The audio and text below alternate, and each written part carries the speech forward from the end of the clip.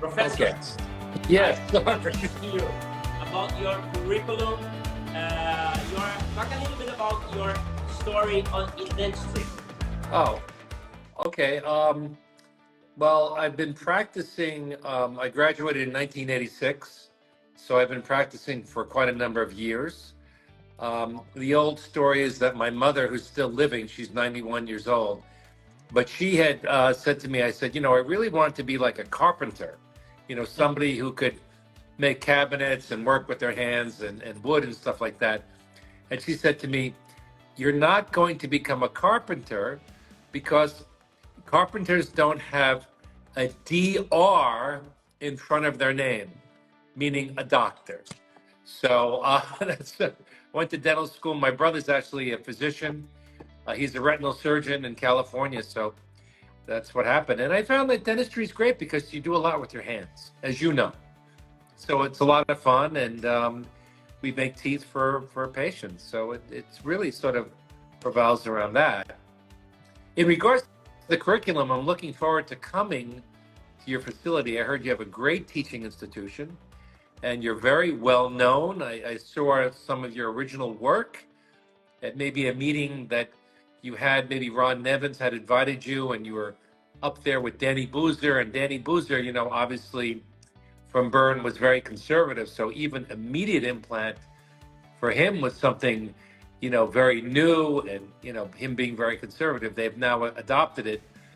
But clearly your immediate dental alveolar restoration of where patients are missing the buccal plate and doing immediate implants, he was like in shock. I don't know if you remember that meeting up in Boston.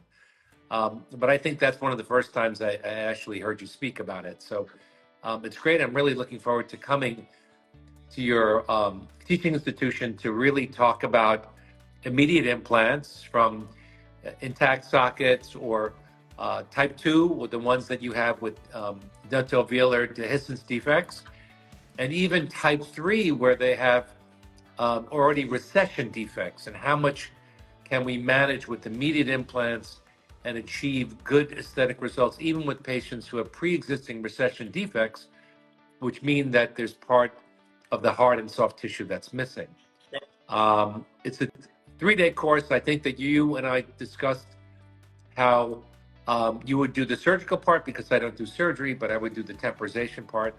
So we would work as a team, and be nice to have sort of our TCI, the Stephen Chu Institute, come to Brazil and do this program together. That's fantastic. That's fantastic that you're coming to us in May from 15th to 17th. Could you please tell us a bit about the main program of your course? What are you going to discuss with you during the 3-day course? Well, in 3 days, it's there's quite a bit of information to cover, and I think the basic tenets of biology, which I think is very important to really understand about wound healing and what's happening with secondary intention wound healing. Dennis and I did some histology studies to look at what can happen in regards to if you allow secondary intention wound healing to occur when you place an implant into an extraction socket. So that discussion, I think, is very important to understand about integration. Obviously, what happens to the buccal plate, but we also did a lot of studies and looking at grafting procedures and understanding the importance of temporization. Like there's a lot of recent work done by Roberto Crespi from Italy that actually now shows the importance of either a custom healing abutment or a full provisional restoration, how it preserves the tissue. The work that I think Paul Weigel did like in 2010 that talked about prosthetic socket sealing. And that's why we're getting good results, because we're able to seal the socket. So if you're doing, say, your tuberosity graft and you're reconstructing that lost buccal plate, but what keeps everything intact is really the provisional restoration and the importance of the provisional. So a lot of that will be discussed. We'll also talk about immediate molars, because we do a lot with immediate molars, because to extract the tooth, let it heal, go back, and go back again and do another surgical procedure. The beauty behind IDR or immediate implant therapy is really one surgery. So you're only doing really one surgery. And I think that's a huge benefit for patients, and it's a great practice builder as well. I would also like to discuss, digital dentistry, because there's a lot about digital dentistry. We've gone down that path. We've invested a lot of money and time into the laboratory and more recently clinically. But I'd like to sort of talk about facts and myths about digital dentistry and what works and what doesn't work, because there's a lot of people out there that talk only about digital, but the reality is that some things, still don't work, and how you can incorporate that into your practice, which I think is an important part. We can also talk about materials, because we have a lot with our laboratory as well. So we have a full in-house laboratory. And I think a very big component of what's really missing in aesthetic implantology is really about how do we repair a lot of these problems. I'm sure you see the same thing, right, Jose? Patients come in, they've had implant therapy, it hasn't gone properly, and now they're left with defects. And then the decision making about when you save or remove implants, and if you decide to save them, how would you remediate them? That's an important part of the discussion about aesthetic implantology. So there's a lot to talk about in 3 days. I mean, you and I could talk forever about this. So, and I know that, whatever we don't cover, there's other courses that will address a lot of the other things that we don't cover. So it'll be a lot of fun. I'm really looking forward to it. That's fantastic program. And you also have the hands-on session during the 3 days, isn't it? Yes. And as we discussed, we'll talk about, since I don't do surgery, all the nuances of implant placement, strategies that you would do. Once the implant's placed, then I'll cover the temporization part, which I think is very, very important. So during the 3-day course, we also focus on live surgery. We can do this live surgery together, isn't it? Perfect. We'll do the live surgery together. And so I think that's very important that people can really understand, because, live surgeries, how do you address it? How would you do the diagnosis? How would you do treatment planning? Little nuances of even how you hold your instruments when you're doing different procedures. A lot of these techniques, they would get that in a live surgical, setting, which is great. So I'm sure you'll send me all the x-rays and everything ahead of time and all the models so I can get everything ready.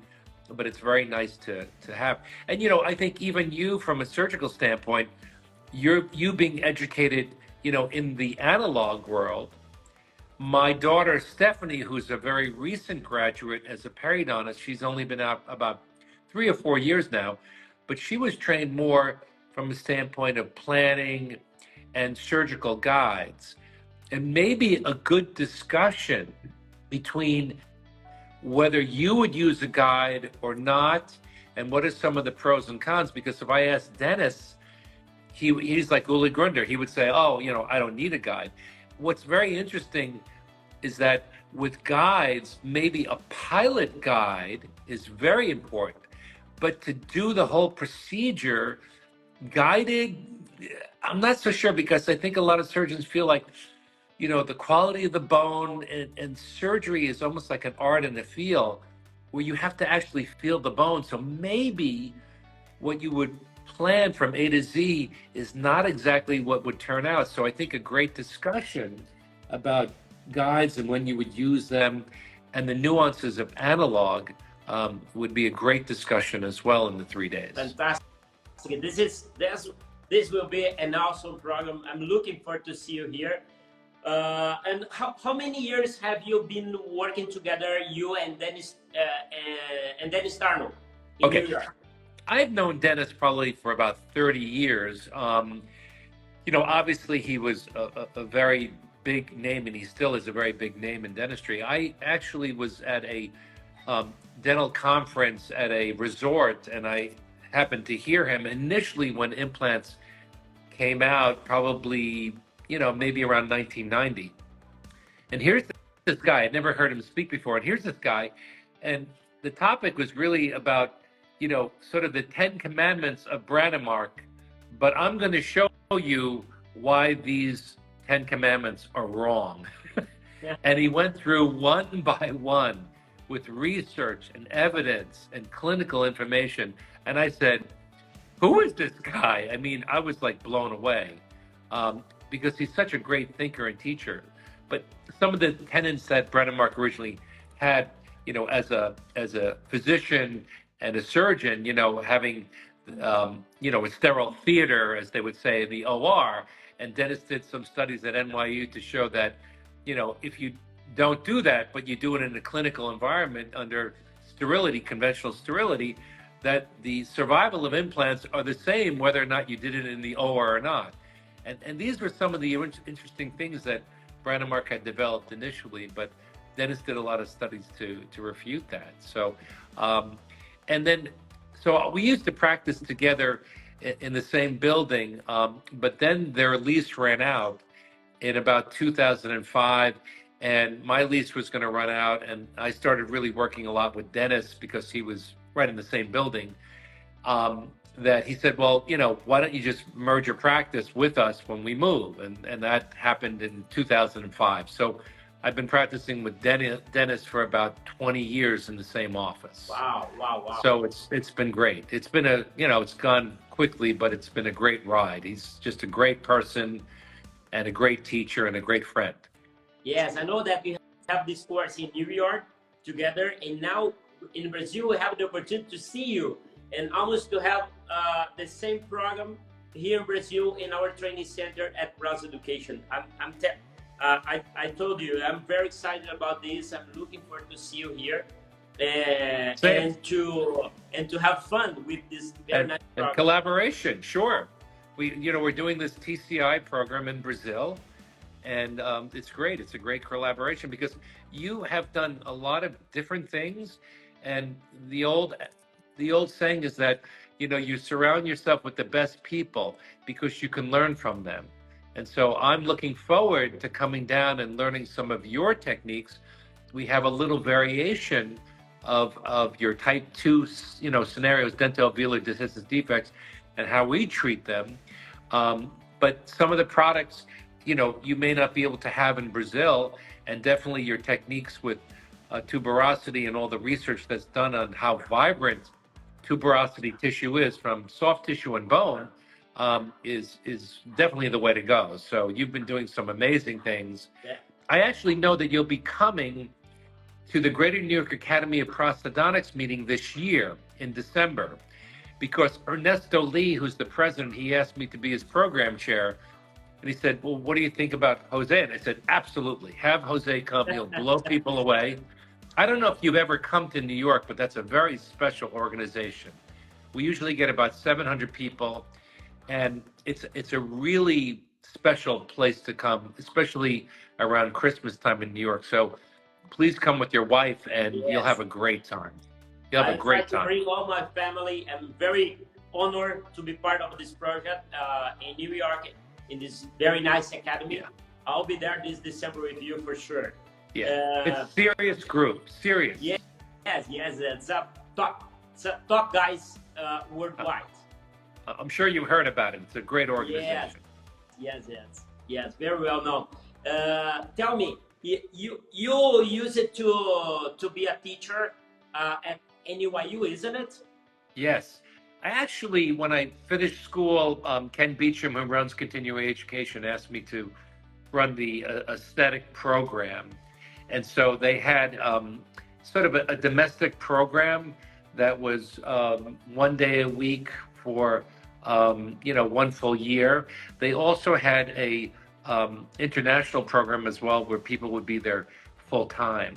So that was actually, quite nice. And we actually had quite a few, very good students. In fact, one of the international residents, Annabella Oquendo, from Venezuela, is actually now the assistant dean at NYU. So she's moved up the ladder, and she's doing really well. She's really nice.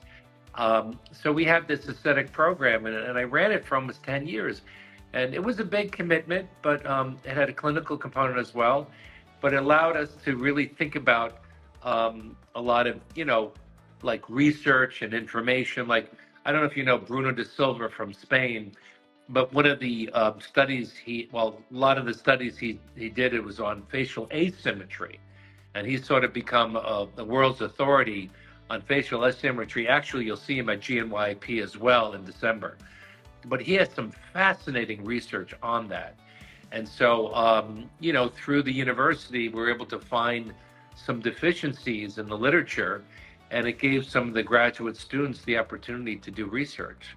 So it was quite nice, and it still allowed me to do private practice as well. So again, I was running the aesthetics program for about 10 years at NYU. Fantastic. There are lots of Brazilian dentists. They would love to go to New York University, stay maybe a year or 2 years in this postgraduate program. Have you ever had some students from Brazil at NYU? Yes, we used to have a couple, and they were always very good students and very, very hardworking.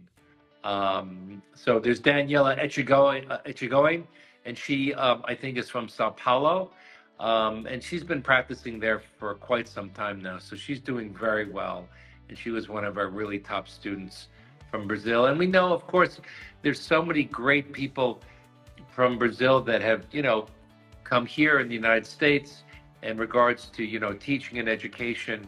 And the Brazilians have done an incredible job in regards to, really education, and they've really elevated, I think, a lot. So I think Brazil is one of the hotbeds in regards to education and being the leaders. I mean, Newton Fall, I think, is from Curitiba, and, initially doing a lot with composite materials. Of course, Christian Coachman is very well known. And, there's a lot of great educators and teachers from Brazil. So it was exciting to see. And also all the young people. You're going to have to introduce me to all the young leaders and stars from Brazil, besides yourself, of course. So, there's just so many great people from Brazil. Yeah, thanks for the explanation, because you encourage lots of Brazilian guys to go to New York, especially to New York University. Tell me, what are the latest research that you are currently working on? Can you tell us the details of the last publications? Yeah, we've been doing a lot of work with these coaxial implants. I know if you're probably familiar with them, but we've sort of gravitated toward using some different implant designs because, there's not one implant that's, how can I say it? The mouth is so diverse in its different areas. So for instance, on molar sites, you sometimes have to go to a wider diameter implant, say that there's no septum to engage. And so, these ultra wide implants that are 7, 8, or 9 millimeters in diameter, become critical. Keystone Dental has them. Southern Implants was probably the first with that.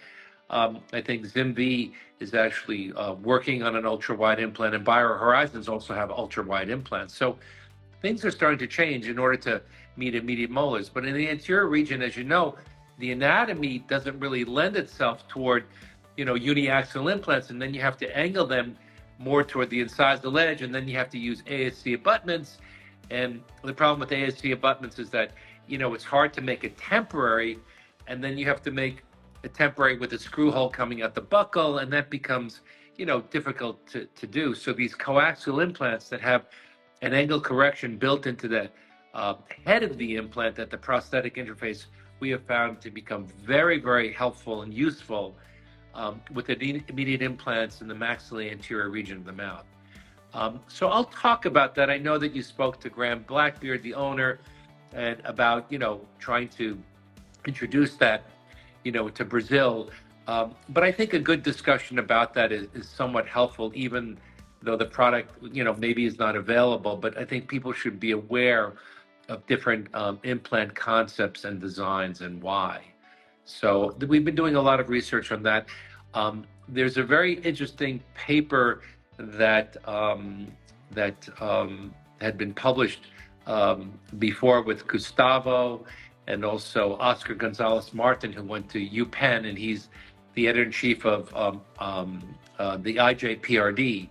And Oscar had published something about sort of the dilemma between, why, like, the mesial papilla on the lateral incisor, if you say do a central incisor implant, why is it usually a little bit more apical? Or if you're doing, say, multiple adjacent implants in the aesthetic zone, why does the papilla shrink? And so if we have time, we can certainly discuss that as part of the program. But it's a very, very interesting discussion. And so we're presently doing a paper with him, with some of the people from Columbia University, Dr. Song and Hanai Saito at Maryland, and Jaime Jimenez from Spain. We're actually looking anatomically at anatomic distances between centrals and laterals, because as you know from Dennis's work on the horizontal component of biologic width reformation, that if an implant is placed too close to an adjacent tooth, you'll have the risk of losing the interproximal tissue. So a quick analysis looking at over 100 CBCTs, the preliminary data shows that on average, the distance between two centrals is about 2 millimeters, but the distance between central and lateral is 1.5 millimeters. Doesn't seem like a lot, but in the aesthetic zone, if you get a little too close to the lateral incisor, and even if you platform switch, you could lose the papilla. So we're going to publish just data on what normal distances are, and the risk of potentially losing the papilla. So it's interesting, and that's hopefully will be submitted at the end of this year. So it's in progress. So that's sort of a fun topic. Dennis and I are actually working on a textbook with my daughter Stephanie for Quintessence. I see that you're in the top 10. Hopefully when our other book comes out, maybe at the end of this year, we'll be up there as well. But it's on maxillary anterior implants. So it covers, multiple adjacent implants in the aesthetic zone. It talks a lot about treatment planning as well. I think that's very important. I think we lose sight of treatment planning. I think we're so focused on procedures nowadays, how to do a procedure, but diagnosis and treatment planning is so important. So Dennis, at NYU, we give, basically 2 TCI programs right now, one on immediate implants, but also the other one is on treatment planning, because we feel that people, really need that information. So the book covers treatment planning, multiple adjacent implants in the aesthetic zone, and remediation. How do you remediate these cases? So I think that it's an important thing. So that's one of the projects that we're presently working on. As I noticed, you have lots of topics to share with us, and the main topic is gonna be how to replace implants in the aesthetic zone. But the main reason of your talk, as I realized, is how to keep or how to improve the gingival architecture, not only the gingival margin, but also the papilla position, isn't it? Yes. I mean, look, Jose, this whole thing about immediates is about preservation. And obviously what you're doing is reconstruction, but in somewhat of a minimally invasive way, right? Because if you extract and you let everything disappear, especially if they have a dentoalveolar dehiscence defect, I mean, if you lose not only buccolingual width, but also height, I mean, to reconstruct that surgically is really, really tough. It's really difficult. It's really difficult. So the opportunity, yes, and very difficult, unless you're, Urban, who does amazing stuff. But, we, I think, have the same philosophy as far as trying to maintain what's there. Yes, on these more complex case types, yes, it does pose another level of risk. But if done well and properly in a systematic way, you have incredibly consistent results. And that's what you're teaching. And it's one surgery, one time. And that's a big deal, because patients don't like to come back for multiple procedures. Yeah. So this whole concept of immediate therapy or immediate dental alveolar restoration is so important nowadays. Yes. And also focus on minimally invasive procedures in order to keep or to improve the ginger architecture. Absolutely. That's our is your goal in your course for sure. Absolutely. When was the last time that you came to Brazil? God, I can't even remember. How many Probably times did you come here? maybe about 15 years ago, maybe I was in Brazil. 15, 20 years ago, maybe. Yes, It's been a long time. Here. It's time to have you here as well. You come to the States more. Yeah, you come to the States. I see you at a lot of meetings, but I'm looking forward to Brazil. I find that, people are so warm, and, the churrascaria, I mean, we love, or I love, the churrascaria, the rodizio, all the food in Brazil, and the cheese bread. It's amazing. So I love Brazilian food. I would say that on behalf of Brazilian dentistry community, it will be a great pleasure to have you here in my town, in my training center, to have all this information. I'm looking forward to it, and also not only to share information, but also to drink very good wine. That's brewed around the area that I live. This is a winery region. We are going to drink very good wine and to eat very good food. The area that I live was settled by Italian immigrants, so we have very nice atmosphere around the area that you see dismay in my town. Wow. I'm looking forward to it. I'm really looking forward to it. And I really appreciate you, sharing ideas, and we've talked, and I'm really just so thrilled to be able to come to your country, your beautiful country, and also have you in New York. I'm looking forward to hosting you and seeing you, obviously in December in New York. So it's a great time of the year. So I'm really looking forward to it. Fantastic. Thank you so much for our talk. Thank you. Thank you. Really appreciate it. I hope to see you soon. You will. Here in my training, I am here in my training center now. So you'll be here in May from 15 to 17. It will be a great pleasure to have you here. Thank you. No problem. Thank you. Nice to talk to you. Thank you. Take care, everybody. Very nice. Bye-bye. Good night. Bye-bye. A todos que participaram da nossa live, do nosso Rosa Talk. Como vocês viram, essa figura sensacional, um cara de um conhecimento na área da implantodontia fantástico, voltado à parte da periodontia e da prótese. E nós vamos ter ele aqui não só aqui no Brasil, mas aqui na Rosa Educação, em maio, dos dias 15 a 17. E vai ser um grande prazer recebê-los aqui, né, para compartilhar essas ideias todas que ele certamente vai trazer, novos conceitos, novas filosofias, metodologias de tratamento. Ele que trabalhou muitos anos e trabalha com o professor Dennis Tarlow, que é uma das figuras mais conhecidas e reconhecidas na área científica do mundo.